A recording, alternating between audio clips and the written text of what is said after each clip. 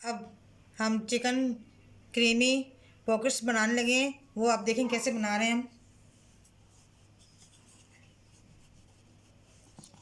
ये भी आप बनाकर इसी तरह फ्रीज़ कर लें, जब दिल चाहे निकालें और फ्राई करके खा सकते हैं। बच्चों को लंच बॉक्स में दें, चाय के साथ शाम की चाय में आप खाएं, बहुत मज़ेदार टेस्टी होते हैं।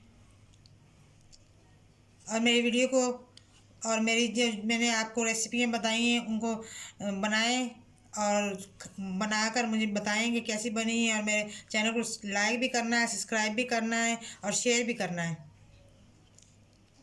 ये देखें बहुत आसान है, कोई मुश्किल नहीं है।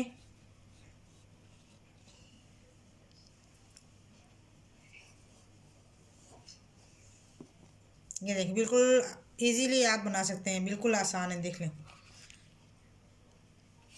इसी तरह आप बना के सारी, जैसे ये हमने बनाई है, ऐसे ही आप बनाकर फ्रीज कर लें।